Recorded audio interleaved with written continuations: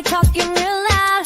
Spreading on lies, trying to bring me down. Enemies lurking, but I won't back away. Got a vision in my mind, I'm here to stay. Got my crew beside me, we rise like a tide. When the storm gets rough, we ain't gonna hide. Propaganda swilling, but it won't touch me. Only love around us, how it's gonna be. Keep moving forward, never looking back. The truth's in the power, it's an unstoppable track. In the city lights where dreams collide, we hustle through the night, fire in our stride. Whispers in the dark can't dim my glow. With rhythm in my soul, I'm ready for the show. We break the chains, rewrite the rules. In this concrete jungle where nobody's fools. Unity sings louder than the lies they scheme. In the heart of the struggle, we dare to dream. Keep moving forward, never looking back. The truth's in the power, it's an unstoppable track. Another Queen Ahmadiyyah production. Haze on the corner, they talking real loud. Spreading on lies, trying to bring me down. Enemies lurking, but I won't back away. Got a vision in my mind, I'm here to stay. Got my crew beside me, we rise like a tide. When the storm gets rough, we ain't gonna hide. Propaganda swilling, but it won't touch me. Only love around us, how it's gonna be. Keep moving forward, never looking back. The truth's in the power, it's an unstoppable track. In the city lights where dreams collide, we hustle through the night, fire in our stride.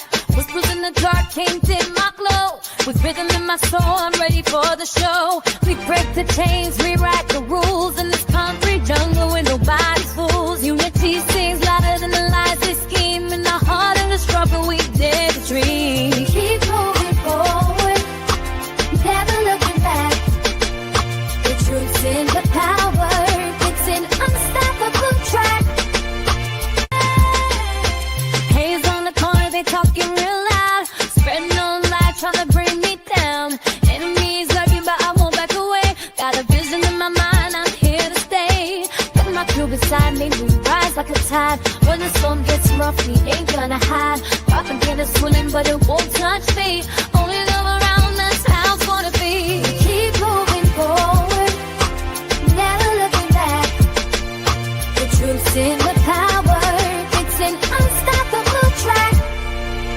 In the city lights where dreams. All right. Hello, everyone. Grand Rising. Thanks for tuning back in once again to the original Queen Ahmadiyyah show. I'm your host, Queen Ahmadiyyah, and this is your morning wake-up call. So as you're coming in, please feel free to go ahead and subscribe to the channel if you haven't done so already. Be sure to click that notification bell and click the word all so you're notified each time the Queen Goddess goes live. Also, don't forget to double check and make sure that you're still subscribed to the channel, okay? Especially if you have not been receiving those notifications. Don't forget to follow me on Twitter or X at DGoddess27 and also on Instagram at Dr._A_Shakur. All right. Hello, Aqua Girl Rising. G from the land. We the people. Juju is in the house. All right. Buckhorse DC. Nessa G is here. Path of Strike. All hell no. Alice. Let's get into it. Hadassah is here. All right. All right. So shout out to everyone in the chat. Everyone tuned into the Queen. Let's get this party started.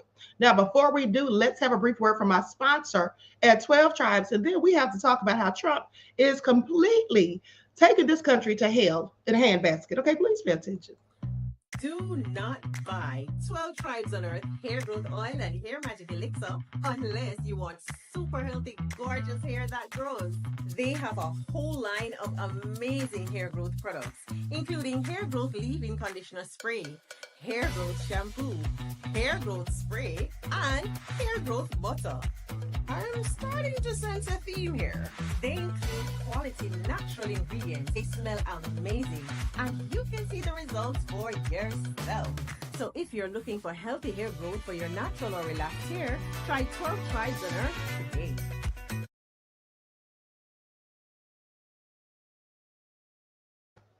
All right. So with that all been said, don't forget you can purchase 12 Tribes oil for your hair at Etsy.com. Okay. Just look for Lisa Crafts. You can also find it at Walmart.com. Okay. So let's get into it because I have a lot of receipts and I'm getting a late start this morning, which I absolutely hate. But, you know, I woke up. I said, okay, I'm going to lay back down for like 10 minutes. And that turned into 2 hours. Okay. Please pay attention. Okay, so anyway, before we get started, I want you all to see this video that I just saw on X that really got on my last nerve. Okay, I'm going to share my screen so you all can see this because I'm like, who in the hell does this man think he's talking to? You know, some people who don't look like us think they can talk to us any kind of way and real greasy. And it just really irked my nerves. Okay, I want you all to see this real quick. And then we'll get into it. Hey, Truth Brown, Miss AP is in the house.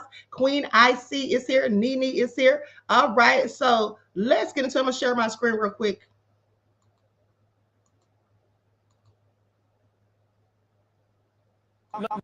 Hey, you're a very personable guy. I can tell, like, just talking to you right now, you're a good dude. Thank you, bro. And like, just like you're like, no matter what you do, even if God forbid this doesn't work out, you're gonna be fine. You're gonna be a good dude. Thank you, bro. Yeah, that means a lot. All right, so like, let's say we are gonna watch one of your videos tonight. What would it be? Like, give me one. What you say, bro? Yeah. What's your favorite one? Right, maybe. Is that a little more to the right? See the TV at least? Nah. Yeah, this is our tailgate, so a little more to the right so I can see the fucking TV. Oh shit! Hey, bro. You don't gotta talk to him like that, bro. He didn't. I'm just saying, maybe. Hey, can you just move, please? No. Hey, bro. It's okay. Just move. He doesn't mean like. It's okay. Move, but I don't mean to be a no, but I know, but you have to talk to him like that. No. I'm saying this my guy though, bro. Like, no, but bro. You cursed at him and stuff, bro. All you had to say was, hey, bro, can you please move? This is respect, bro. You know what I'm saying? Hey, no. He don't mean it like that. Is he drunk? I don't know, but maybe. I just don't like disrespect, bro. He can talk to me like that. Don't talk to him like that. He just doing his job. Hey, we're good. Hey, let's just respect each other, bro. For sure. I'm not trying to be. No. Yeah. You cussed at him, bro. Bro, he's in the fucking way the TV is my tailgate. I can see You didn't have to cuss at him though, bro. He's not a child, bro. What's the problem? No, he just, Hey, back up. What's the problem? no, he just cussed him out, bro. And I was like, He said y'all get up. He asked you to get up. Hey, what's the problem? Is he drunk? Because if he's drunk, then it's okay. I'm What's the not. problem? Okay. Yeah, we're good. No, nobody was arguing with him or nothing. He just cursed at him like he was a child. And I was like, hey, bro, you don't Okay, it's disrespect over, buddy. everybody. You know? Thank No, you. I'm just explaining to you what happened. Okay. For sure. Appreciate it. For Good. sure. Have a good day. For sure. Don't walk up to him. I'm not walking towards him. I'm walking that way. Okay, I don't know who he thought he was, baby, but when he told him, oh, it's over with, buddy. Okay. First of all, he told him, hey, step back or get back. He didn't ask him, he told him, and he was rude in doing so. And then, did you see him tap him on the arm when he was talking? Oh, yeah, it's over, buddy. All right, it's over. First of all, don't put your hands on me, honey. I would have told him about his DNA and really hurt his feelings, honey, at the end of the day. Don't come over here talking greasy to me. I mean, who does he think he is? Greta said, it's over, buddy. Yeah, that's what he said. And first of all, he didn't have anything to do with it. Then they start packing up their stuff. Honey, first of all, he's the fool, the black guy, for sitting there with all of them. Okay, I'm sorry. What did he think was going to happen, honey? And he was being polite and respectful about it, but that didn't matter at the end of the day, honey. That's why I absolutely cannot, okay? That is why I absolutely cannot. Please pay attention, honey. Oh, so nefarious. And then he's sitting there trying to explain himself, and I wouldn't be explaining any damn thing. Okay, and whoever the guy cursed at, why didn't the black guy let that person defend themselves? Anyway, honey, a whole hot mess. I just wanted you all to see that because that got on my nerve early this morning. Okay, so anyway, let's talk about Trump. Because here's the thing. All of these billionaire donors, you know, who donated to Trump's inauguration and all of that, they're pretty upset. But let's get into it. Tech moguls Altman, Bezos, and Zuckerberg donate to Trump's inauguration. Now, we remember they donated all this money to Trump, right? And the reason, in my opinion, and some others are speculating as well, that Zuckerberg donated so much to Trump is because here's the thing. He wants Trump to stop that inquiry into Meta. Mark Zuckerberg's Meta considered sharing user data with China, according to a whistleblower. Now, this just came out. But also, they say Washington worries that Trump could bail out Zuckerberg. Okay, because that's probably why Zuckerberg gave him all that money, millions, mind you. Okay, so let's get into it. Less than 2 weeks before the start of a landmark antitrust trial against tech giant Meta, the growing relationship between President Donald Trump and Meta CEO Mark Zuckerberg is stoking fears in Washington that the White House could pull the plug on the entire case. Now, the trial is scheduled for April the 14th, and it's in the culmination of a nearly 6-year investigation and legal battle. Launched by the Federal Trade Commission during Trump's first term and advanced by former President Joe Biden's antitrust enforcers, it could ultimately force Meta to sell off Instagram and WhatsApp, a colossally expensive and complex maneuver that would effectively dismantle the $1.3 trillion company. Oh, I hope it does. Trump better not try to bail him out. Okay, let him fall. Okay, because I can't stand Zuckerberg. We already know about all the censorship that goes on, the leaking of our data and all of that, but they want to act like TikTok's the problem. Now, the FTC rarely abandons an ongoing antitrust case, regardless of who's in the White House. But a series of events over the past week has the Washington antitrust world buzzing about the fate of this case, worried that the tech industry's new closeness with Trump, and specifically Meta's rapid-fire concessions to Republicans over the past few months, could pay dividends by eliminating Washington's threat to break up the social media giants. Okay? So, this is all very unethical because Trump probably is going to put a cease to it at the end of the day because they gave him all these millions of dollars, or Zuckerberg gave him all this money. But that just goes to show how Trump works, how he operates. Okay? He's not doing anything in the best interest of this country, but only the best interest of himself and his billionaire friends. Please pay attention. Now, with that all being said, on Wednesday, Zuckerberg unexpectedly sat down with Trump in the Oval Office, reportedly to appeal for a settlement of the antitrust case. That same day, FTC Chair Andrew Ferguson, now in charge of the case, told reporters at an event that the agency was raring to go against Meta. Then asked directly if he would drop the case at Trump's direction, he said that he would obey lawful orders and otherwise refuse to entertain the hypothetical.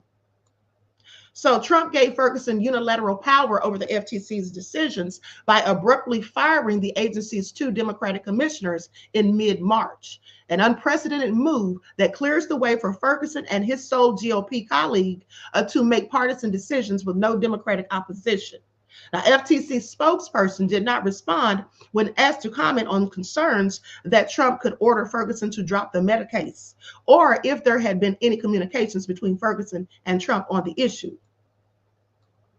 Doha Mekki, a former Department of Justice antitrust official who served in the first Trump term as well as under Biden, said that it was worrisome that Zuckerberg had met directly with Trump on the eve of the trial, no less. So they already know it's some bull crap going on. Okay, that's what they already know. Why is he meeting with Trump right before this trial is supposed to start? Now, asked about Wednesday's sit-down, Meta spokesperson Andy Stone said Zuckerberg is continuing the meetings that he's been holding with the administration on American technology leadership. He would not say if the upcoming FTC trial was discussed. Well, it was. That's why he was there. Okay? That's why he was there. Now, a White House spokesperson did not respond to questions asking whether Trump would try to force FTC Chair Andrew Ferguson into a settlement or what the president would ask from Meta in return. You see, what Trump is doing is this is just the good old boy system. You scratch my back and I'll scratch yours. That's what he's up to. Now, under the old rules of Washington, a pullback on the case shouldn't even be possible. The FTC has a long history of operating independently of the White House.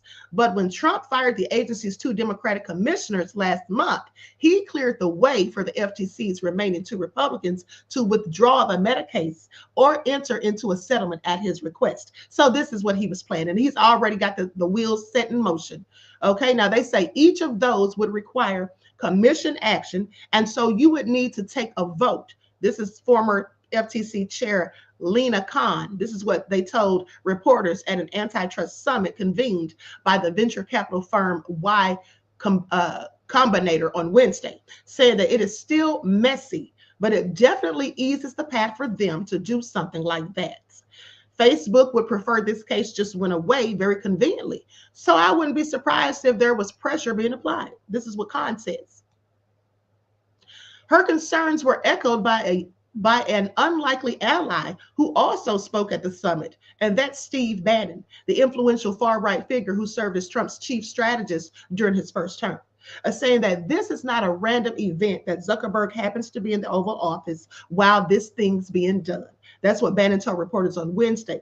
Said while expressing hope that Trump won't cave, he said the president is under tremendous pressure from big tech oligarchs. Now, it's a constant battle, he says. As with many issues around big tech, the Meta case has the potential to divide Republicans. While many still see the big platforms as convenient political targets, they're also reveling in the new friendliness of CEOs like Mark Zuckerberg. Yeah, they're like, why is all of a sudden he's been so friendly with the Republicans? Because let's not forget how Mark Zuckerberg worked at the behest of the Biden administration, and he even came out and admitted, prior to the election, that he had been told by them to censor people, okay, which we already knew that, but it was just the fact that he admitted it. So he was down with the Democrats, but now he's all of a sudden all up the Republicans' arse. Please pay attention. The social media giant's recent about face on a number of issues where it once clashed with Republicans suggests Meta is willing to dramatically alter its policies simply to appease, the president and the GOP. Once despised by Trump and other Republicans for his alleged pro-liberal bias, Zuckerberg over the last several months has apologized for removing stupid 19 disinformation and downplaying posts about Hunter Biden's laptop, elevated longtime Republicans Joel Kaplan and Kevin Martin to serve as his top lobbyists, then ditched the company's fact-checking program. You mean the fake fact-checkers who told nothing but lies themselves, in my opinion? Donated $1 million to Trump's inaugural fund and hosted an inauguration party for the president. You know what I would do if I were Trump? I would take the money, I would let him sit there and talk till he's blue in the face, and then I would flip on him. And I wouldn't do anything he asked, and I would let the trial proceed. Okay, but we know Trump's not going to do that because, hey, money talks as far as he's concerned. So Senator Ted Cruz and Representative Jim Jordan, both Trump allies, have praised Meta's relentless efforts to appease Republicans. And the president himself has made little secret of his desire to lay the groundwork for a social media ecosystem that elevates right of center content. Now, Senator Josh Hawley has long pushed for the government to break up Meta and appears to be standing firm on the antitrust case. On Wednesday, he questioned whether Trump has direct authority to call off Ferguson.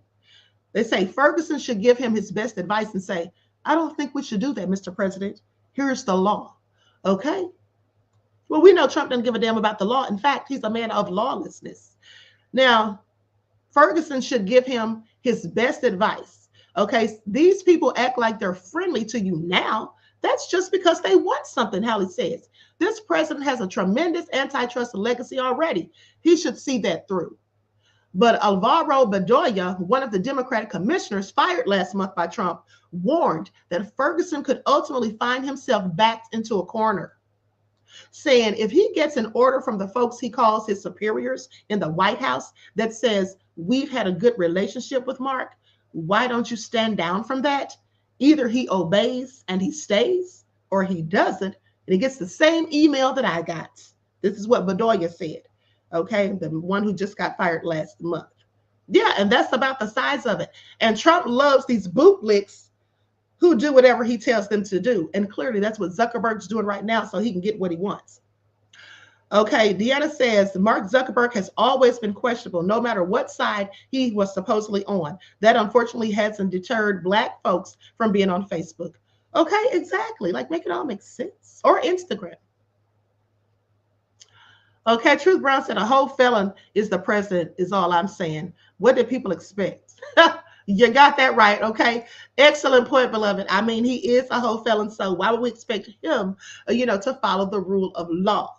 All right, but let's talk about these billionaires who are all upset and butthurt, okay, because the top 10 billionaires have lost $353 billion due to Trump's tariffs. Let's get into it. And the netizens say that Kamala's rich tax would have been better. Well, no use crying over spilled milk, as far as I'm concerned. And with that all being said, hold on, before we get into this, everyone, TC Dan said, everyone get your violins out. Okay, absolutely. Okay, so with that all being said, hold on, before we get into this article, let's go to what Kamala, Barack, and Tim Walz all had to say about Trump. Everyone be sure to hit that like button. Okay, here we go. Now, Kamala basically said, I told you so. And then everybody was going in on him. Reverend William Barber II. Okay, but we'll go to, I'm just going to go down the list and play each of these one by one. So let's go to Reverend William Barber II. Okay, here we go. Likes up, everyone, please. Like and share. Thank you in advance.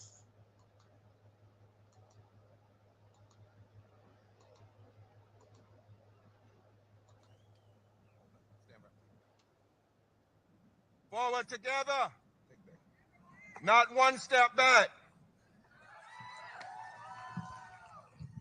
57 years ago, on April the 3rd, Reverend Dr. King said the night before he died, nothing would be more tragic than for us to turn back now. God help us not to turn back from the vision of our Constitution, that is to establish justice, to promote the general welfare, to provide for the common defense, and to ensure domestic tranquility.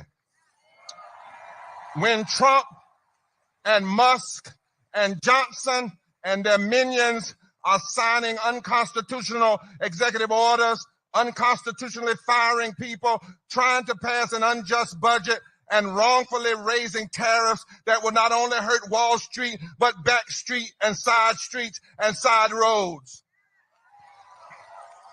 When they are doing this, we must say every day, we will stand up in truth and raise our voices and votes and declare, take your hands off of our democracy. Their foolish budget plans could remove 36 million people from health care and millions of poor and low-wage children from school lunch, and refuse to raise the living wage for 14 million low-wage working American people from $7.25 to $17 an hour. We must pray for God to give the courage to stand and say, take your hands off Medicaid. Take your hands off Take your hands off our voting rights. Take your hand off our living wages. Take your hand off our public education. Take your hands off of our lives. When greedy technocrats with the supremacy philosophy want to rule the country, we with moral vigor and righteous indignation must stand up and say no. We cannot be at ease in America. History is pushing us, the present is demanding us, and the future is calling us. I said in 2018 that every age must have a movement of people that will build a moral fusion mass movement that stands together because issues before us are not about left versus right or Republican versus Democrat, but about right versus wrong and justice versus injustice. And with the help of the divine, we must unite more and more, declaring that we are black, we are white, we are Latino, we are Asian, we are Native, we are young, we are old, we are North, we are South, we are East, we are West, we are gay, we are straight, we are trans, we are America, and we ain't going nowhere.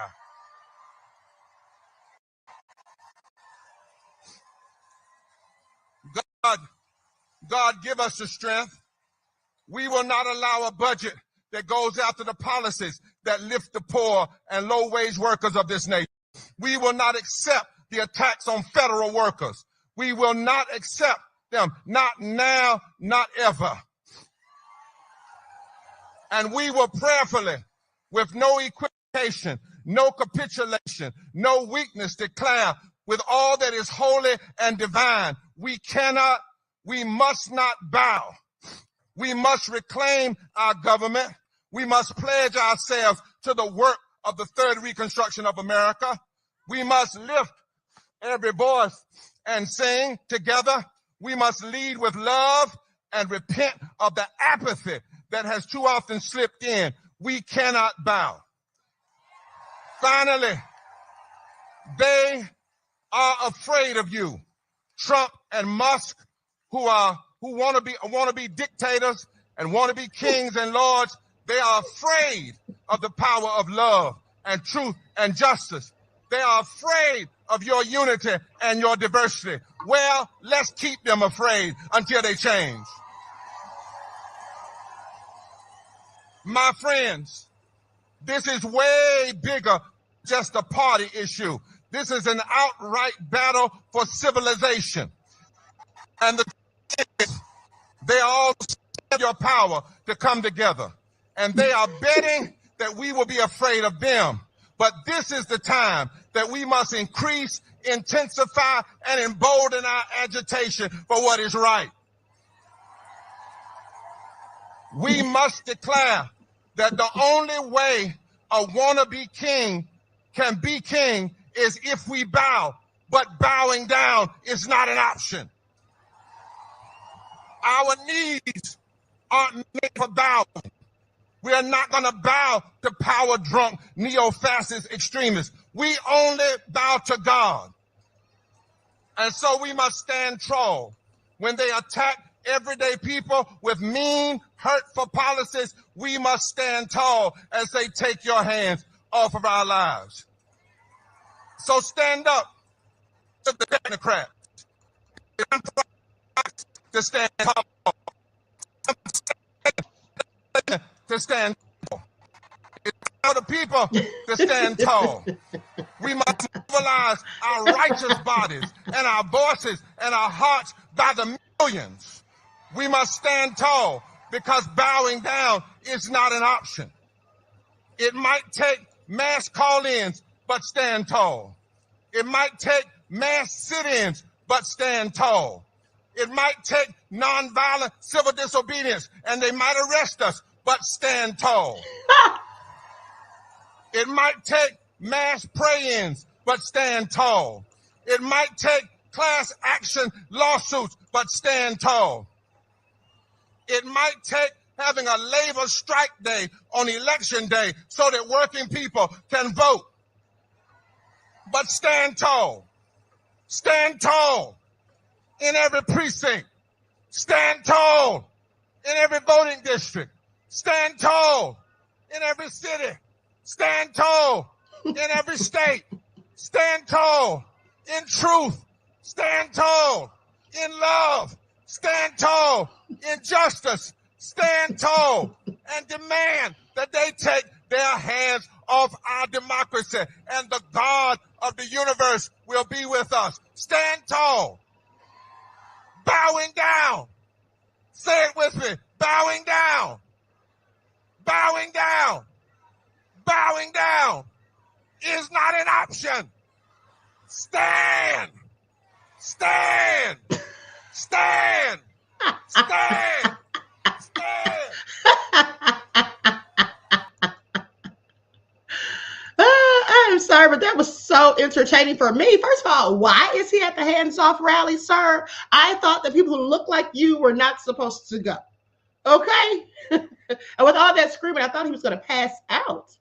But first of all, another pork chop pastor, okay, not listening to the people because we said that we weren't going, sir. Anyway, Greta says, guess using 50 Cent did not get Louisiana's bill passed, and that is good. Okay, speaking of 50 Cent, I had the most craziest dream about 50 Cent last night, y'all. I had a dream that 50 Cent had me trapped at his house. I mean, I wasn't tied up or anything. He just brought me there and told me I couldn't leave. Anyway, I find it all nefarious. Y'all know I love me some 50 Cent. Okay, but anyway, With that all being said, now let's talk about these billionaires. Then we'll get into Kamala and Obama. So they say the world's richest people have lost over $500 billion since Donald Trump announced new tariffs against 180 countries last week. Now, they said they lost $208 billion in just one day collectively. Okay, according to the Bloomberg Billionaires Index, the BBI. And in the U.S. stock markets, investors have lost $5 trillion combined in investments. Notably, the top 10 wealthiest on the BBI have shed a collective $353 billion, with Warren Buffett being the only exception. Okay, the Oracle of Omaha made $12.7 billion. Now, with netizens blaming Donald Trump for the global market's carnage, some are speculating that the wealthiest would have been better off with Kamala Harris in the White House, despite her plans to impose the so-called wealth tax. Now they want to say they would have been better off. I find it all so interesting, don't you? And so leading the list of wealth losers is Elon Musk, whose net worth dropped from $302 billion as per data on BBI until 1 p.m. on April the 7th. The Tesla, SpaceX, and X owner alone lost $130 billion in the post-Trump tariff markets route. Elon Musk remains the richest man in the world, according to the BBI and Forbes. Okay. So they're losing all this money and they're not too thrilled about it. Like I said, now they're all mad at Trump. Now they're probably not going to let Trump know they're mad, but they clearly are. And that's what they all get as far as I'm concerned. Okay. They even have to admit that Trump doesn't know what he's doing. All right. Elon is not happy about it at all. And here's what Obama said. Obama said, imagine if I had done this. Here we go.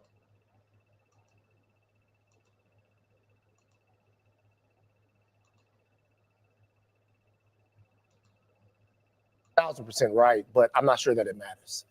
What I want to hear from prominent leaders on the left is vision, vision, vision. What vision do you have for the American people who have entrusted you as their power brokers? I get it. It's unfair. It's not right. There's a double standard. All of that is true. How are we going to get out of this? Truth Brown says, what is the rally supposed to do? They just want to run their mouth, but was silent when them folks was getting all our money. Hush up, you old fool. I mean, what is the rally going to do? And then when he said we might go to jail, excuse me, sir, what we're not going to do is go to jail. Okay, for what? That's not going to accomplish anything. These protests never accomplish anything. Why would you go out there and risk getting locked up and causing yourself all this extra problems that you already don't need? Okay. Protesting about things that you don't like, because the government does what they want to do. And people who look like me should already know that protesting doesn't accomplish anything. And so why do we keep doing it? Okay. And then for Reverend William Barber II to be out there, you know, and then he's getting all amped up. Sir, that's not doing any darn thing. It's a waste of time as far as I'm concerned. Vision, vision, vision. And I think if there's one thing that the left, or the Democrats more specifically, are failing at right now, it's not about diagnosing the problem. It's not about looking into the hole. It's about getting shovels to put the dirt back in and tell people how they're going to be able to sleep soundly on that turf. So while I agree with the former president, I agree with President Obama, I just want to hear the Democrats give us the diagnosis for how this is supposed to go. But what is the vision? Like, I think that's what the problem is. I don't think there's an agreement on what the vision should be for the Democratic Party. I think some people think it should be over here to the left, and some people think the party needs to come back to the center. That's how it's always been for both parties. I mean, the Republican Party has the same civil war, and it's going to get a lot tighter right now. We're still living in the Bernie fan, Hillary fan civil war. But for all the Democratic Party low poll numbers, their positions are consistently more popular than the Republican Party. Women's reproductive rights, paid family leave, taxing billionaires, Medicare covering vision, hearing, and dental, decriminalizing cannabis, gun safety legislation. On issue after issue, the majority of Americans agree with the Democratic Party platform. So shame on them if they can't sell it. Why are Democrats at 21%, a historic Well, again, low Republicans aren't that higher either. Because Van is right. Because Van, I think, pointed out very articulately that the Democratic Party doesn't have any vehicle, meaning a person, to convey their message in any fundamentally positive, uplifting, and hopeful way. Look, I didn't like President Obama. Not a fan. right? But he was an excellent conveyor of the message of the Democratic Party that people wanted to hear and saw it in 2007 and 2008. There is no one. And I mean, look, Cory Booker got so much credit for just giving a filibuster. He won an award for speaking the most, right? That is the low bar which the Democratic Party is standing right now. But can I tell you something, though? That actually cut through. And the reason why it cut through, I was surprised that it cut through, too. So somebody was doing something. It cut through because they saw somebody willing to put it on the line for them. They want a fighter. He stood up there and he didn't go to the bathroom for 25 hours. He made himself uncomfortable. We are witnessing so many business leaders and people on the capitulation weasel train bowing down to a man they despise. People on my SiriusXM show call in every night hungry for someone to be a leader in the Democratic Party or in the movement. And I keep having to remember that this is not how it works. It's great that Barack Obama gave a speech. Jimmy Carter would have done 10 protests and a hunger strike by now. But at the end of the day, it's going to be the people who lead, and eventually a Democrat will sign a law and take credit. I'll play a little bit more from Obama because he kind of touches on that. Listen. Easy during most of our lifetimes to say you are progressive or say you are for social justice or say you're for free speech and not have to pay a price for it. And now we're at one of those moments where, you know what, it's not enough just to say you're for something. You may actually have to do something and possibly sacrifice a little bit. Yeah, I mean, it's to your point, but I think it's a couple things for Obama and for the Democrats. One, there a lot of performativeness over the last few years probably needs to go by the wayside. But the other thing is that you listed a bunch of issues that are very popular, but Democrats also ignored the other things that are very important to Americans, like the cost of living and you think physical the Biden safety administration ignored the cost of living for working class people? Yeah. I think the voters, that's what the voters said. The voters. The voters. That's why the voters voted for Trump.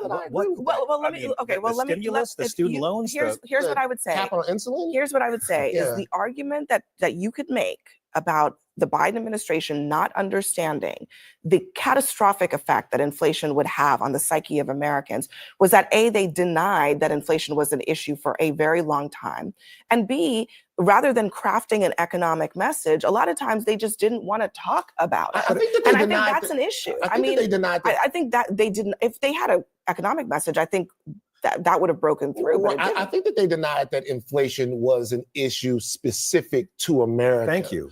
Meaning that inflation here was something very insidious that wasn't happening post-COVID to the rest of the world. As we were talking earlier in the show about these economic arguments that go over people's heads, they don't care what's going on in the rest of the world. They want to know how much food costs, why their housing is so expensive, and do they feel safe in their homes. But the reality is that the U.S. has lower post-COVID inflation than all of our G7 allies, and the Biden White House wasn't able to sell that reality. Okay, hold on. Let me share my screen because now I'm going to go to that clip they played of Obama where he talks about what if he had said that or done this stuff. On the left. Hold on. I'm sorry. Why does the same video come up? Hold on. Okay, let me pull up Kamala. I'm going to have to look for that one. Now, here is Kamala. Likes up, everyone, please like and share. Thank you in advance. Here we go. Stand with the courage. That is the courage exhibited by the leaders in this room every day. To stand, to have the courage to say, I feel fear. The courage to say what is happening is wrong. The courage to say that there is a way that we must chart to get through this. Understanding our power in the democracy we still have if we hold on to it. Courage is contagious. What could have been, everyone? What could have been? That, of course, was former Vice President Kamala Harris speaking at a summit of women leaders earlier this evening. It's one of the first times we've seen her speak out since her November election loss. She hasn't been out there a ton. We'll see if she comes out more. She also spoke about the current state of fear in our country. I needed affordable therapy that fit my hectic schedule, and Rolla delivered exactly that. Since starting, we are seeing organizations stay quiet. We are seeing those who are capitulating to clearly unconstitutional threats. And these are the things that we are witnessing each day in these last few months in our country. And it understandably creates a great sense of fear. Because, you know, there were many things that we knew would happen. Many things. I'm not here, so I told you so.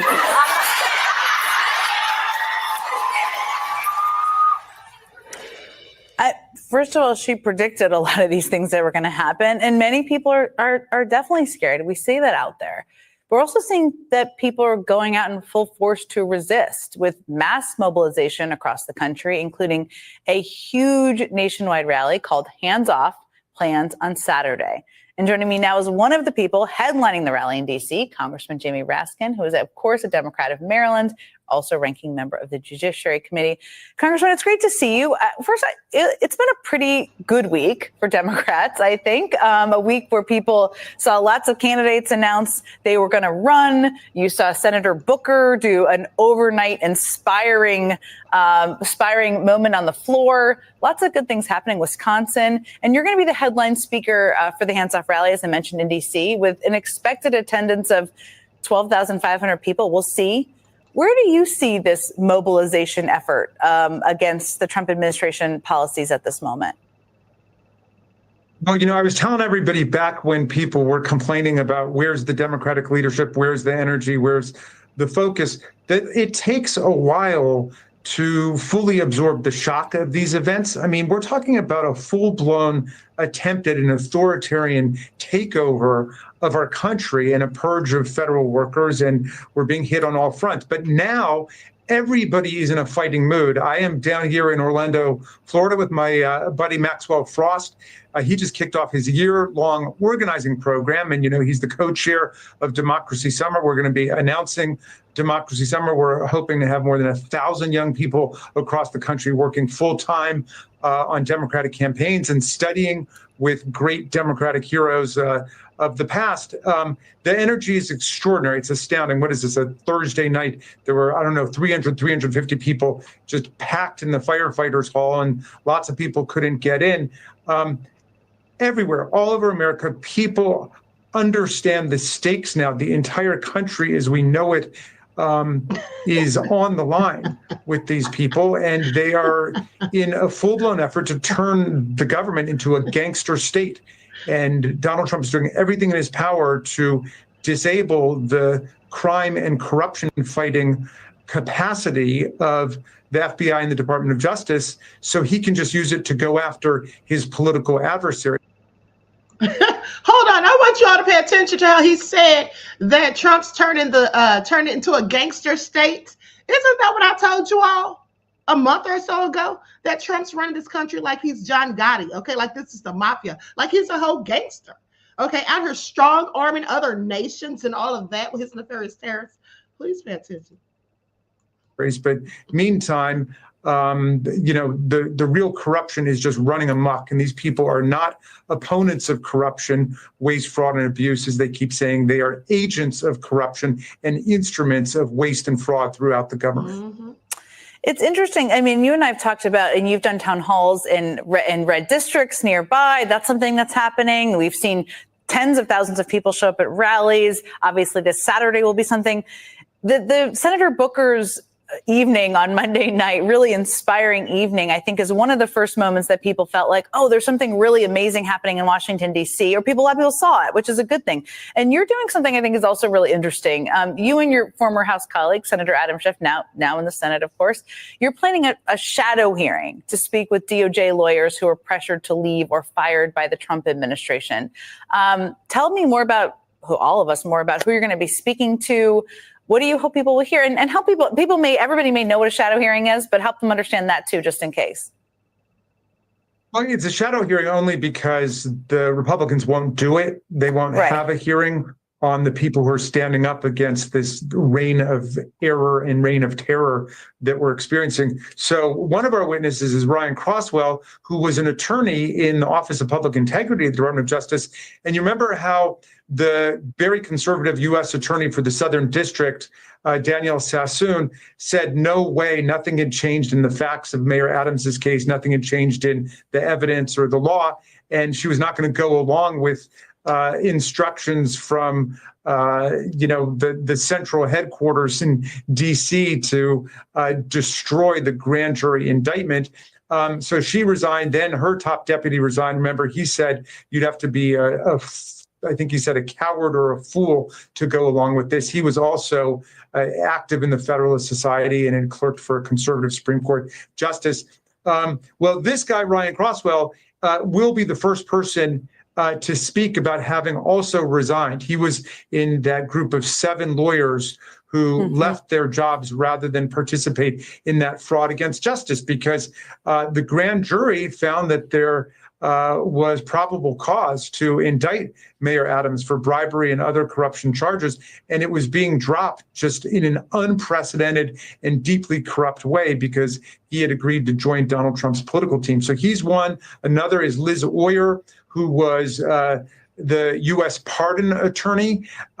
She refused to go along with a completely corrupt and baseless attempt to pardon Mel Gibson and to restore his gun rights. She thought that, well, we'll hear from her about why she did that. I'm very fascinated to hear what exactly she's going to say. I'm very excited to see another witness whose name is Rachel Cohen, who was an associate at the prominent and once luminous, but now totally tarnished law firm Skadden Arps. And she wrote a letter basically saying that the law firms and lawyers have got to stand up for the rule of law as officers of the court, as people pledge to the Constitution, and not cave under to Donald Trump's humiliating pressure and agree to do, millions of dollars worth of pro bono work for his pet right-wing causes, thereby completely changing the nature of those law firms.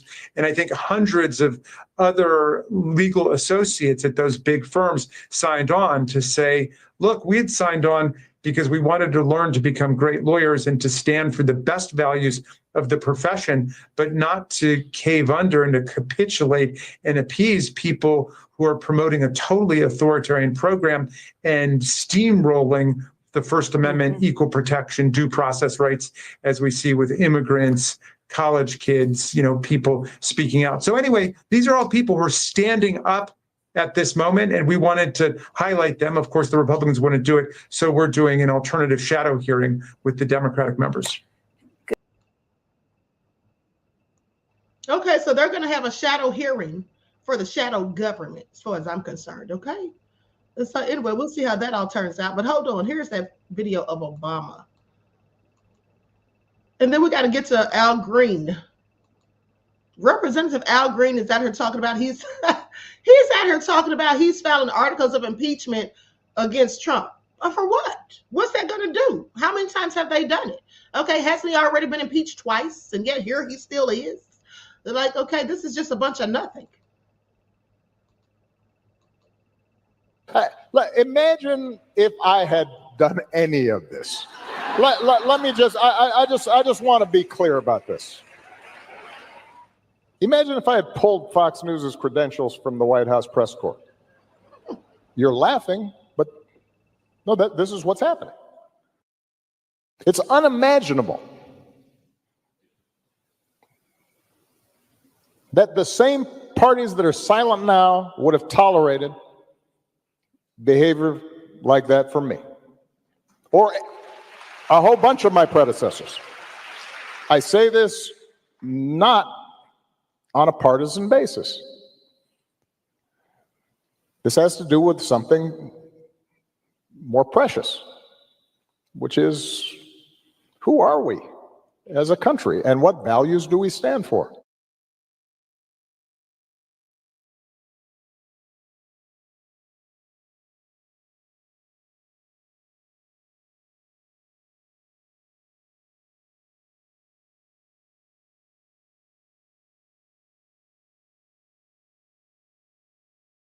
I'm sorry, I forgot to unmute myself. Obama says, who are we and what do we stand for?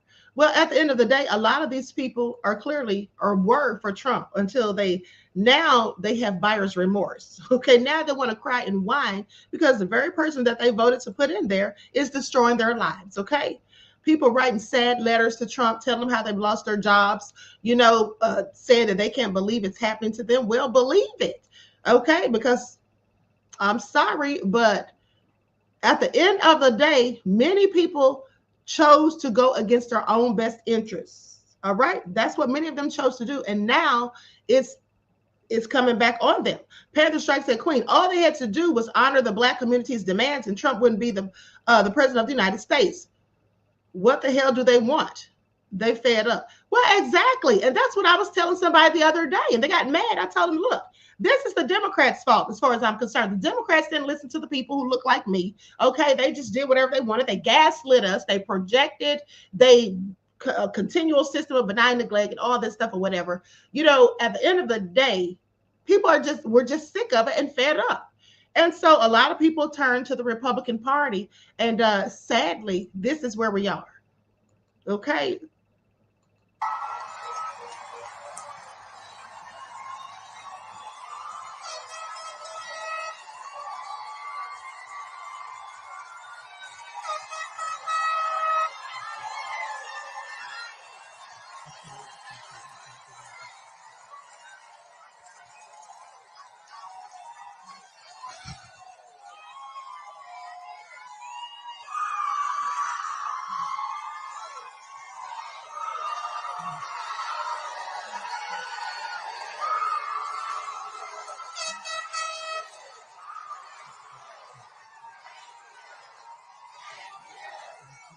Thank you. Thank you. Thank you. Thank you. Thank you. Thank you. Thank you. Thank you. Thank you. Thank you. You touched my heart. Thank you. Thank you. Okay. Thank you. Thank you. Very soon, I'll be closing the doors to my jewelry boutique. Forever. This is your last. I am proud to be here today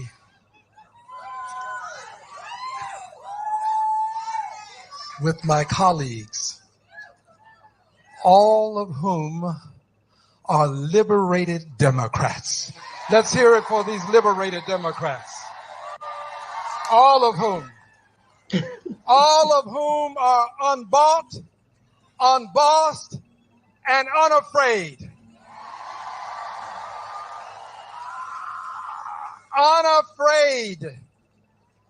Unafraid to stand up for the many seniors that are among us. We have seniors that are among us. Unafraid to say to Donald John Trump, hands off Medicaid and Medicare. It belongs to our seniors. Social Security is not a Ponzi scheme. It is a part of the American dream. It belongs to our seniors. And we have to tell President Trump that Canada is not going to become the 51st state. Russia invaded Ukraine. Greenland is not for sale.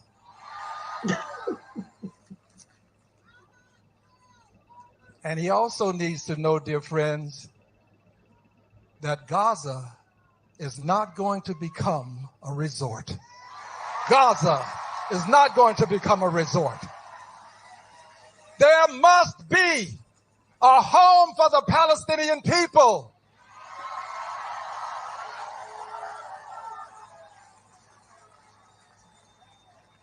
Yeah, there must be. There must be. And I'm here to speak from my heart. This message is from my heart. It's not from my head. This is my heart. I want you to know something. I carry this cane because there are people who don't like me. They don't like my cane. But I carry this cane because after having celebrated my 25th birthday 3 times, 2 years into my 4th 25th, I carry this cane. And I carry this cane because I believe in the 23rd Psalm. That portion that reads, "Yea, though I walk through the valley of the shadow of death, I will fear no evil, because my rod and my staff comforts me." This is my comforter. This is my comforter. And I want you to know that I'm going to take this staff of truth and I'm going to take this rod, and I want President Trump to know that he's not going to have a 3rd term. There will be no 3rd term. No 3rd term. No 3rd term. No 3rd term. Now I want you all to pay attention to all of this hoopla that they're doing. It's not going to do anything. It's just all words, empty words and no actions. Okay, Democrats, get it together. No 3rd term. But more important than this, dear brothers and sisters, and I say brothers and sisters because there really is but one race, and that's the human race. Yeah, we're all related. We're all related. And L.S.B. Leakey, a noted anthropologist and paleontologist, reminds us that all of human life can be traced back to a single African woman. So if we're not brothers and sisters, we're at least cousins. So dear cousins, hear this message for Donald Trump, for President Trump. This is more important. I want President Trump to know that I will use my staff of freedom to bring forth, proudly bring forth, a message that should say to him, he may not finish this term. He may not finish this term. He may not finish this term. He may not finish. He may not finish this term. Here's why. Here's why. Here's why. Here's why. Here's why. Here's why. Because you are now sowing the seeds that can lead to a Congress being elected that will have the courage to not only have articles of impeachment filed, but to impeach him a 3rd time. Impeach him a 3rd time. A 3rd time. And a Senate. We need a Senate that will convict him this time. And I want you to know from my heart, I understand that he is a Goliath. He is a Goliath. He has control of the generals and the military. He has control of the Justice Department. He has control of the Republican Party. But my friends, for every Goliath, there is a David. There's a David. These are your Davids. There's a David. And I want you to know, Mr. President, this David is going to bring articles of impeachment against you within the next 30 days. Within the next 30 days. I'm bringing articles of impeachment. I'm coming for you, Mr. President. This David is coming for you. You don't deserve the office you hold. You can't be entrusted with liberty and justice for all. You can't be entrusted with government of the people, by the people, for the people. I'm coming for you. I'm your David. God bless you.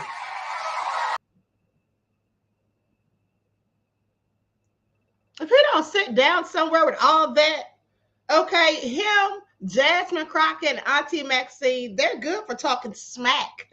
They're good for that, talking a whole bunch of trash that's not going to get us anywhere, holding up that darn cane, talking about David and Goliath, quoting scripture, the 23rd Psalm and all that. Al Green, please sit down somewhere, talking about impeaching him for the third time, and then what?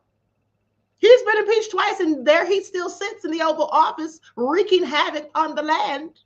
Okay, destroying the economy, stock market crashed, people turning on him left and right because of his foolishness.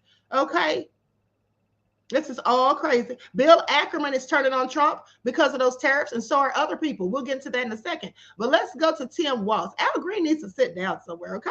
They get these, Nina said 3 buffoons, okay? All crazy. These people getting up there talking loud and just calling out, get your Elon, get your ass over here.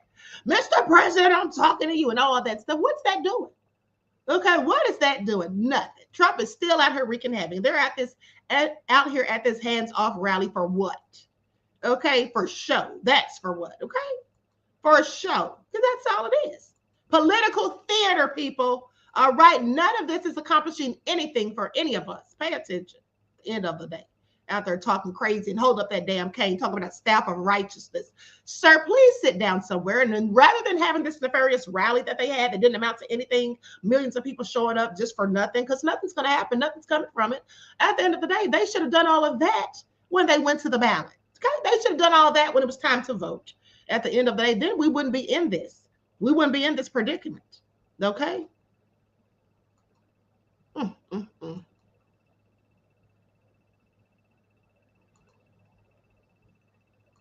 Because, there were many things that. Now, in this clip, they're going to ask Tim Walz basically about, he's going to respond to Kamala's I told you so comment. We knew would happen. Many things, I'm not here, so I told you so.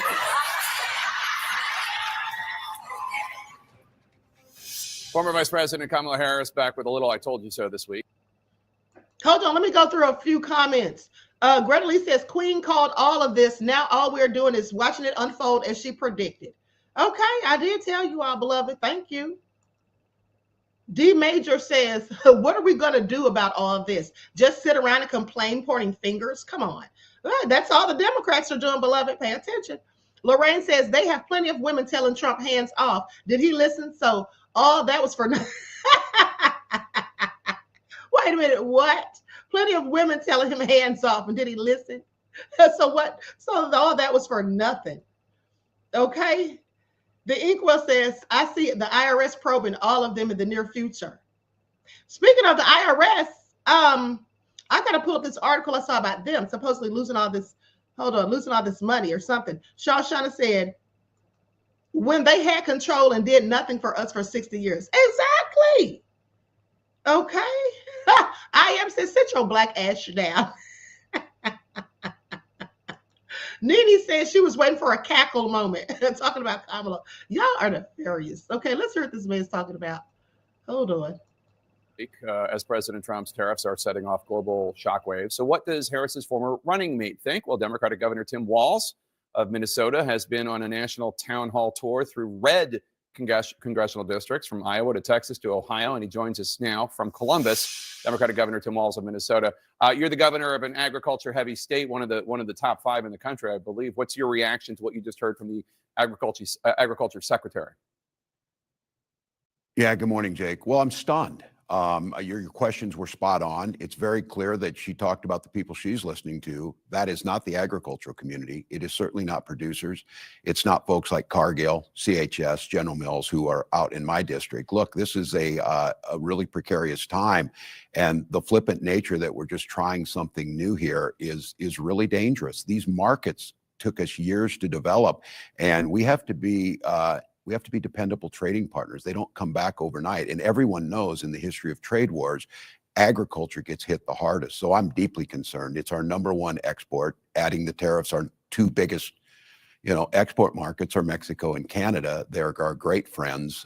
This is just really, really terrifying. I would encourage, and I'll call the secretary, I'd encourage her to come to Minnesota and see everything that she said is not what's happening on the ground. So look, it's a precarious time. So let me ask you, because another group you're in touch with, the United Auto Workers Union, you have a lot of that. They have supported you for years and years and years. They were excited to have you on the Democratic ticket.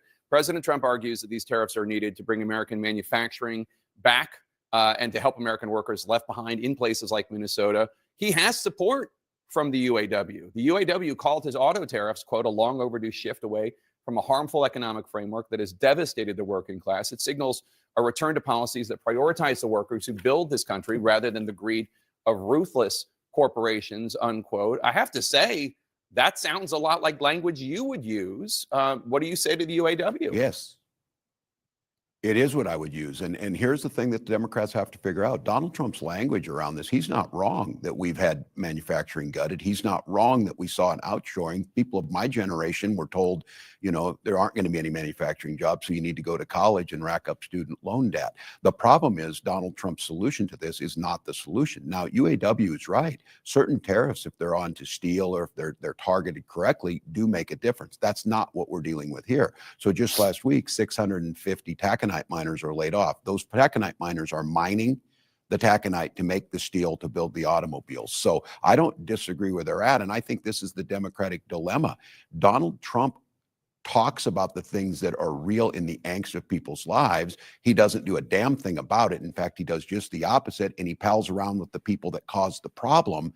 And we don't offer them a solution, so it looks like we're not hearing them. So I disagree with Sean Fain and UAW on this issue. I don't disagree with them on that we made decisions over the last 30 to 40 years that I don't think helped America, but this is not the solution to it.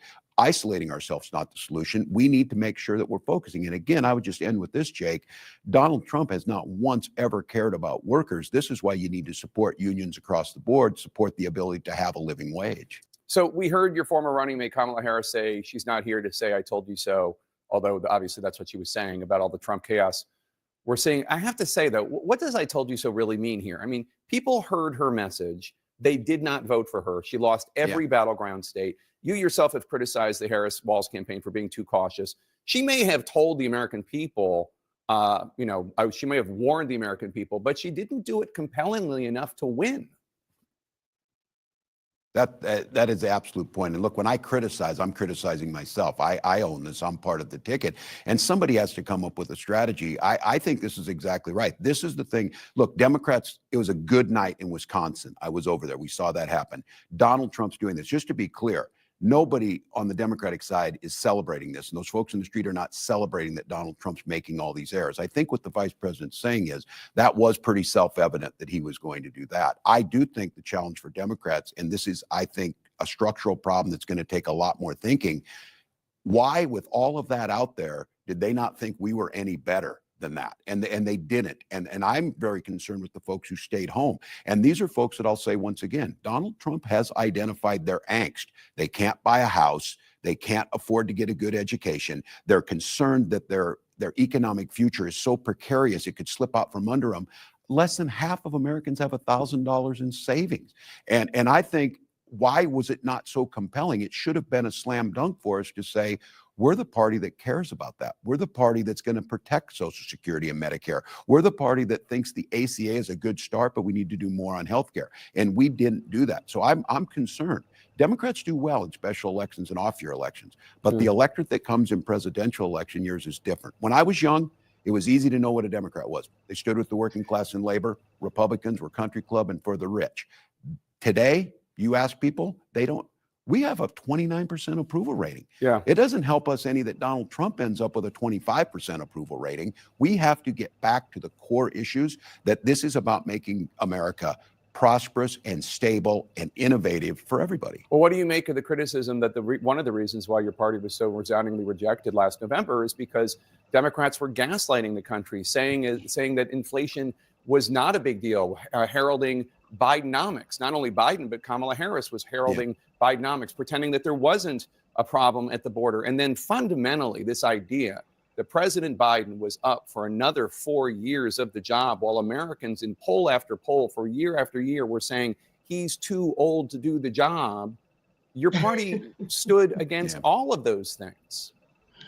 Being well-rounded is the easiest way to get rejected from your dream college. Let me explain. Hold on. Dana says, Queen, I was looking at your replay last night when you called Trump DEI. This old lady almost fell out of bed laughing my ass off. Well, I'm just saying he's acting like these people that he calls DEI hires were incompetent, but clearly that's what him and his entire administration seems to be, beloved. And thank you for your insight into the topic and your contribution to the channel. Peace, love, and blessings. Okay, Trump needs to sit down somewhere. Okay, and listen, we're going to talk about these billionaires going in on him. Okay, in just a second.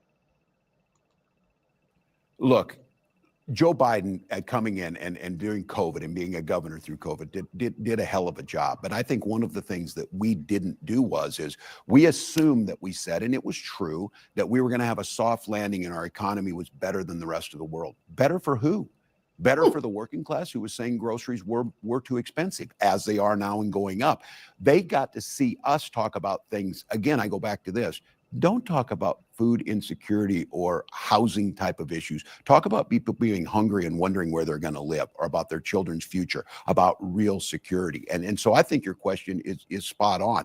I think we got intellectualized on this. I think the fact of the matter is Joe Biden did soft land the economy. He did usher us through COVID. None of us are saying we should be soft on the border, but we allow a vacuum, and Donald Trump fills it, the 800-pound gorilla, and their narrative starts to stick, and we look weak. We look weak like we don't care. We look like look, Jake, I'm not going to say, we need to do is we need to just arrest people and ship them to El Salvador. No, we need to invest the money on border. We need to make sure that we have the judges necessary to adjudicate things faster. We need to make sure if you're going to be in this country, you're legally, and when you are, you're going to be uplifted, celebrated, and part of this great American tapestry. We didn't do that, and then it fills them. They'll find the example that is horrific, where you have someone who's not here legally and they commit a crime. That is horrific, but we don't do a good job of telling that. Don't you think your party needs to acknowledge that President Biden was not up for the job of running for re-election, and that this was a major mistake by the He made that decision. I know, but you all went along with the idea that he was up for it, and he wasn't. And everybody saw it, and the country rejected it. Yeah, well, look, history will tell us to go back on that. That very well could be the case, Jake. What I'm concerned about is learning from those lessons. I would hope we would never do it again, make a mistake, make sure we go through and get someone. But I don't know where it helps us going forward. I certainly am deeply concerned that Donald Trump is going to lead us down a horrific look. Thank God it's tariffs that he said. Donald Trump listens to no one. Remember, Donald Trump has statements about, I don't think nuclear war would be that bad. I guess we're lucky that he went after tariffs instead of that route. Yeah. We have an issue in this country that is going to impact us. And if there is not a loyal opposition, if there's not some soul searching on our side, if there's not reaching out to those folks who are in the streets, they're leading right now. So quick question. I would tell everybody, you better get with them. Yeah. Quick question, because we got to go. But you said you're not going to run for the Senate seat there. Are you going to run for a third term for governor? Are you possibly going to run for president in 2028? Well, I'm certainly thinking about running again in Minnesota if that's what they want. I am not thinking about running in 2028. And my advice to folks is if in this moment you're planning for 2028, you're going to get rolled by the people in the streets. You just need to be out there making sure you're helping and doing things like Cory Booker's doing things like Bernie Sanders, AOC, things that we see people out talking to folks. So for me, I'm going to get through this legislative session. If the folks in Minnesota want me, I'm kind of inclined to do that. And I just want to play my part to make sure we cannot afford to allow Donald Trump or his successor to go forward, because you're seeing the pain. Good to have you back here, guys. Okay, so it's Governor Walz's birthday, or yesterday was his birthday. He turned 61. Okay, so anyway, with that all being said, I find it also interesting. Okay, I find it also interesting. Now let's talk about how they're going in on Trump. First of all, it tickled me when Walz said that Trump said nuclear war isn't so bad. That's how you know he's absolutely crazy. And this just came out 2 hours ago because I was trying to look up what he claims that Trump said about the nuclear war, because I had never heard Trump say that, even though I can believe it.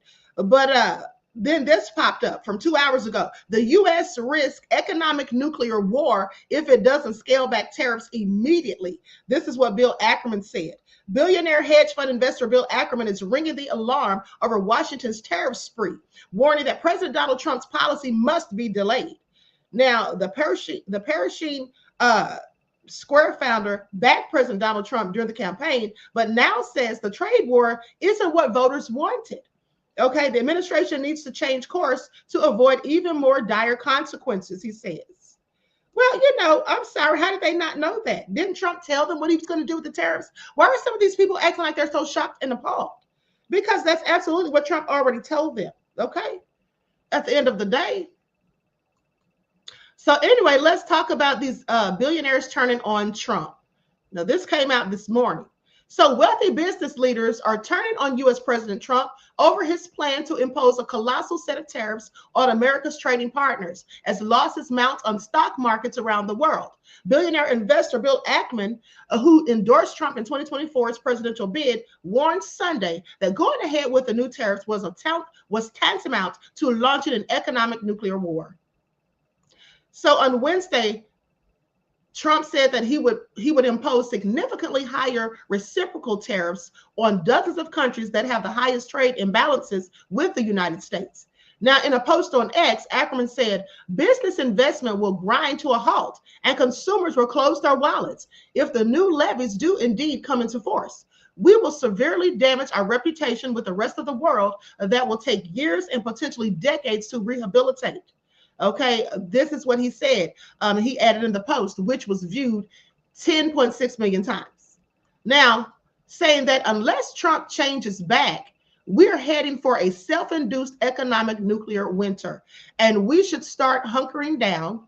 This is what the CEO of Pershing Square Capital Management warned, saying what CEO and what board of directors will be comfortable making large long-term economic commitments in our country in the middle of an economic nuclear war. Okay, who's going to do that? He asked.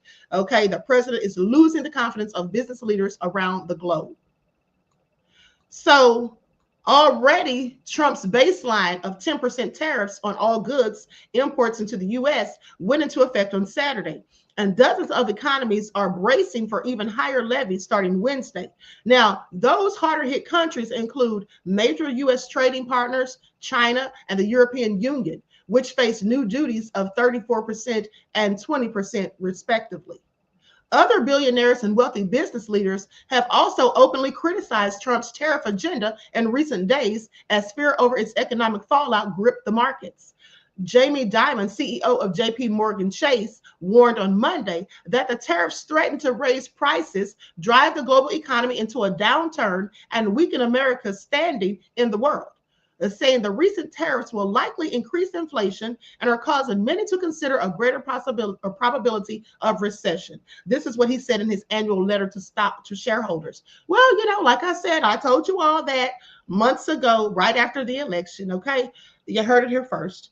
Whether or not the menu of tariffs causes a recession remains in question, but it will slow down growth. Now, billionaire Stanley Druckenmiller, what kind of name is that?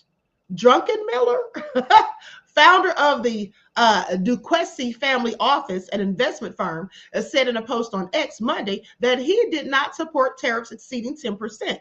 Now, Druckenmiller is worth an estimated $11 billion, according to the Bloomberg Billionaires Index. So even Elon Musk, the world's richest man and top Trump advocate, said on Sunday that he hoped for a zero tariff solution or situation between Europe and the U.S. Now, so that just lets you know Elon's not even in favor of Trump's tariffs because it's impacting him in a negative light. See, he doesn't care about the downfall, you know, of the problems that it's causing for the rest of us. Okay, the high prices of eggs and other groceries, gas, and all that stuff that's going to occur. But now that it's affecting him, now he wants to criticize Trump. I find it all interesting. Okay, I find it all interesting. But anyway, goes on to say Hold on, where was I? Okay, now it says that Musk said that he wanted to see an effective free trade zone created between Europe and North America. Now, echoing Ackman, Simon McAdam, deputy chief global economist at Consultancy Capital Economics, said businesses were likely to hold off making investments due in large part to the sheer uncertainty of Trump's tariff policy. Say that if you're a mid-sized or even a large cap company, you're going to be very hesitant about what to do. If those tariffs are going to be negotiated back down again in a few months' time, then you'd be wasting your time investing potentially hundreds of millions of dollars in new plants in the US, he said. Now, in his post, Ackman said that the new tariffs were massive and disproportionate, saying that this is not what we voted for. Now, he called for a 90-day timeout in which Trump could negotiate with trading partners to resolve unfair asymmetric tariff deals. So Trump has said that his tariff agenda is designed to redress years of lopsided trade between America and its partners, caused, in his view, by the countries imposing steeper tariffs on U.S. goods imported into their markets than the U.S. does on theirs. But investors are clearly not convinced by the wisdom of Trump's plan. Stock markets in Asia and Europe plunged on Monday, and futures pointed to another bad day for U.S. stocks following Trump's tariffs announcement last Wednesday. Okay, so they're going in on Trump. They're turning on him, and I'm not surprised. But they brought this all on themselves.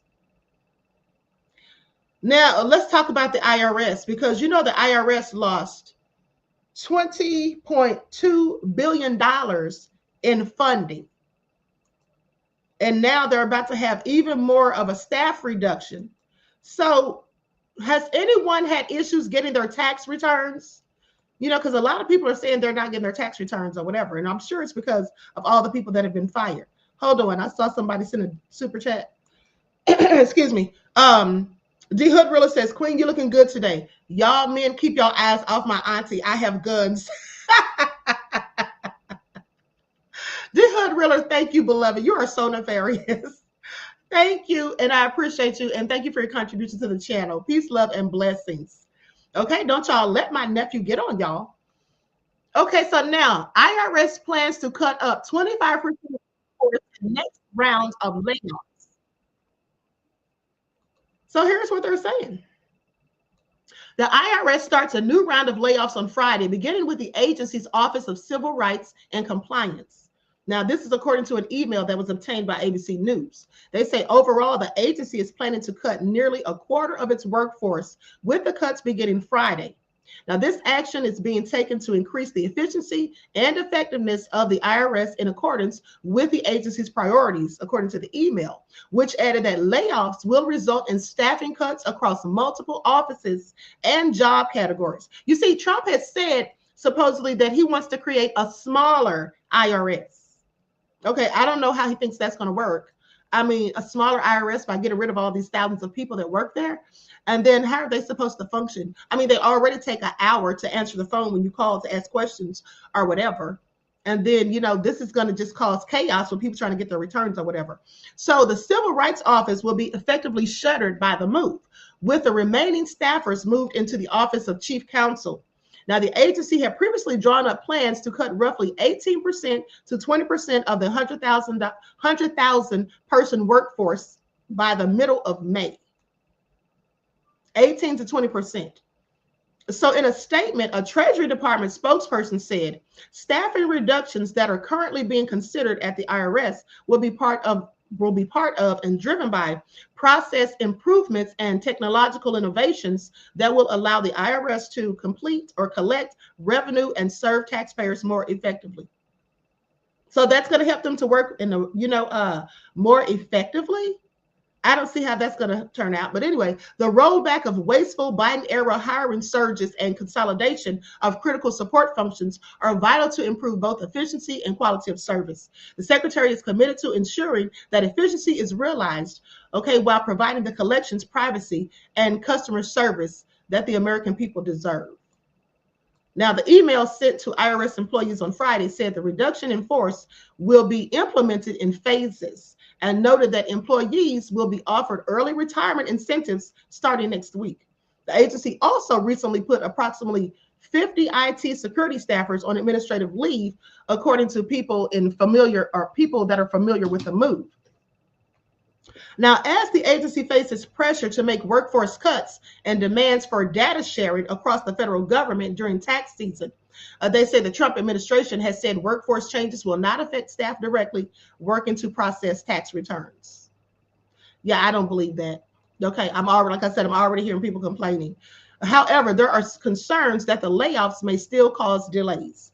They say the bottom line, forever it has been an absolute rule of thumb that you keep things stable during filing season.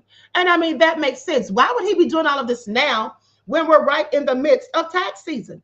Okay, that is so asinine. But again, this is Trump we're talking about, right? This is Trump. So they go on to say that because it's delicate, one former IRS commissioner told ABC News, saying that, and the idea that nearly 10% of the entire IRS workforce is being laid off right in the middle of filing season is extremely risky. Earlier this year, more than 4,000 IRS employees accepted the Trump administration's deferred resignation offer. The agency also fired more than 6,600 probationary employees, but has been forced to reinstate them under court orders. It's not clear if members of those two groups of employees will be targeted in the new reductions in force. Several senior agency leaders, including the chief human resource officer, acting commissioner, and acting general counsel, have resigned or been demoted since January. Now, the White House did not respond to requests for comments. I bet they did. I bet they didn't. So one's in the chat if you've experienced delays getting your tax returns. One's in the chat. Because this was just also dumb. I mean, why would you do this in the midst of tax season? Okay, firing all these people. Nobody's had issues or delays with their tax returns. Okay, that's interesting. Andrea said, still having trouble getting my Social Security straight. RK said it's hurting the billionaires because they have stock. Hold on. Because they have stock all over the world. Okay. Not regular people who got stock. Okay, so nobody. Panther Strike said last year. Okay, RG Titan said I filed electronically as soon as I received my W-2s. Okay, so well, that's good that you all aren't having any issues, but some people have been saying that they've had problems. But here's the thing. Doge is planning a hackathon at the IRS. Okay, it wants easier access to taxpayer data. This is what they're saying. So Elon Musk's so-called Department of Government Efficiency, known as Doge, has plans to stage a hackathon next week in Washington, D.C. Now, the goal is to create a single mega API, a bridge that lets software systems talk to one another for accessing IRS data. Okay, this is what sources have said. Now, the agency is expected to partner with a third-party vendor to manage certain aspects of the data project. Palantir, a software company co-founded by Billionaire and Musk associate Peter Thiel, has been brought up consistently by Doge representatives as a possible candidate. Two top Doge operatives at the IRS, Sam Korkos and Gavin Kliger, are helping to orchestrate the hackathon, sources tell Wired. Now, Korkos is a health tech CEO with ties to Musk SpaceX. Kliger attended US Berkeley until 2020 and worked at the AI company's Databricks before joining Doge as a special advisor to the director at the Office of Personnel Management, known as OPM. Korkos is also a special advisor to Treasury Secretary Scott Bessent. Now, since joining Musk's Doge, Korkos has told IRS workers that he wants to pause all engineering work and cancel current attempts to modernize the agency's systems, according to sources with direct knowledge who spoke with Wired. He has also spoken about some aspects of these cuts publicly, saying that we've so far stopped work and cut about $1.5 billion from the modernization budget, mostly projects that were going to continue to put us down the death spiral of complexity in our code base. This is what Korkos told Laura Ingram. Corcos has discussed plans for Doge to build one new API to rule them, making IRS data more easily accessible for cloud platforms. Okay, according to sources. APIs or application programs interferences enable different applications to exchange data and could be used to move IRS data into the cloud. Now, the cloud platform could become the read center of all IRS systems. A source with direct knowledge tells, this is what a source with direct knowledge told Wired, meaning that anyone with access could view and possibly manipulate all IRS data in one place. Over the last few weeks, Doge has requested the names of the IRS best engineers from agency staffers. Now, next week, Doge and IRS leadership are expected to host dozens of engineers in DC so they can begin ripping up the old systems and building the API. An IRS engineering source gave this information, saying that the goal is to have the task completed within 30 days. Sources say there have been multiple discussions about having third-party cloud and software providers like Palantir in the implementation. Okay, so anyway, I'm not going to read all this, but it's a whole lot. At the end of the day, I told you all before, and I'm still going to say it, that Trump and Elon Musk are actively disrupting the government, and they're doing all of this on purpose and by design. They're ushering in the new agenda, the NWO, and not to mention also, Project 2025, the very thing that Trump lied and said he didn't have anything to do with, okay? That he didn't know anything about, okay? He played ignorant. That's what that is. Please pay attention. Okay, so DSB just gifted a membership to the channel. Thank you, beloved. I appreciate you. You all be sure to shout DSB out. And with that all being said, honey, like I said, Trump's dragging this country to hell. I mean, deporting people who are supposed to be here, people that are coming to visit this country, having them thrown in jail on filthy mattresses, having to get into fights for their blanket and sheet, only having an apple to eat. I mean, that story was horrific, okay? That was not even funny with Coach Sabatic. That was his name, Coach Sabatic, okay? That man's a whole celebrity in his country and highly praised and revered, a whole legend over there in Australia, and comes here to do a seminar, and that's what happens. And you know, Trump instantly regretted. I know he felt like an entire fool. All he continues to do on a daily basis is show us just how much he is so incompetent, but he wants to act like everybody else is the problem. And then here's the thing too. When you call out the incompetency of Trump or any of his camp, he says it's a witch hunt. There's nothing to see here, folks. Okay? There's nothing to see here. Queen Sam said he wasn't playing Queen. He is dumb. So anyway, Trump is doing exactly what he was put in office to do, says Truth Brown. Okay, DJ Big Six says people don't have their paperwork together. Edward says, but I have your papers in order. Don't get caught riding dirty. Okay? King Avery Black Power said, Black Power researchers discovered the Palantir is connected to Elon's buddy, Peter Thiel. Well, that's what I just said. And see, Elon's trying to, that's why Elon wants to get them in there. Okay, during the implementation period. That's why, because they're all connected to him through his other businesses. Okay, Palantir and Peter Thiel. Yeah, absolutely. This is all crazy. Above all the drama said Trump is going to have to pay that man a buku bog bag. Anyway, y'all, at the end of the day, this is all disastrous. And it's not getting any better anytime soon. Now, Elon's supposed to be out of there. Isn't he supposed to be going at the end of May? I believe they said. But he's going to wreak so much havoc before then. Okay? And all of this stuff they're doing is crazy because, like I said, why would you be disrupting the IRS and making all of these changes and everything in the midst of tax season? I would think that they would have had sense enough to wait. And then this hackathon that they're having so they can have more access to taxpayer data. What's this really all about? Okay, and so anyway, honey, just keep your fingers crossed, folks.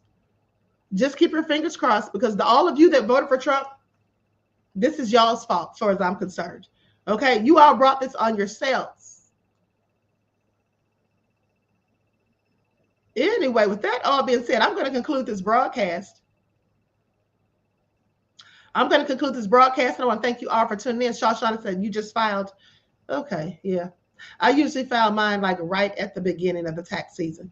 Andrea said, Elon is the one who's going to try to overthrow the government. Yes, but Trump's going to allow him to do it. Okay? At the end of the day. So anyway, honey, it is what it is. Kamala said she told y'all so, but y'all didn't listen. Obama said if it was him, it would have been hell to pay, and everybody would have had so much to say. And this is true. How many times have I told you all? I said, now imagine if Obama did this. Imagine if Obama had one felony and was trying to run for president, let alone 34. Okay, this is all so crazy. But, you know, as far as I'm concerned, for the people that voted for Trump, that were backing him with all his nefariousness, and now they're losing their jobs, I really can't feel sorry for them. Okay, they brought it on themselves. I really cannot have any empathy for them because they brought this on themselves, period. Don't forget about the video you found on Twitter. Oh, I already played that video, Desmond. Where have you been, beloved? You must have joined it late. I already played that video about the man being so rude to the black guy who told him not to be cursing his friend. Yeah, I played that. But thank you for the reminder. Okay, Sandra says we're all about to have a bot with Eon in our records. Okay? It's all going bad, honey, at the end of the day. So anyway, I love you all to life. I hope you enjoy the rest of this day. I might come back later if there's some breaking news, specifically if there's any news about Diddy. Haven't heard anything about him in the past few days, okay? So anyway, with that all been said, everyone enjoy the rest of this day. I love you all to life. And we will be on the spiritual channel. It is about almost 1 o'clock. We'll be on the spiritual channel at 2 o'clock, folks. For those of you who follow the spiritual channel, we'll be on there at 2. All right, so see you there. Each one, teach one. Is how we grow and thrive. Do something productive, constructive, but never destructive. And always remember, beloveds, to keep the Most High first in your lives. Peace.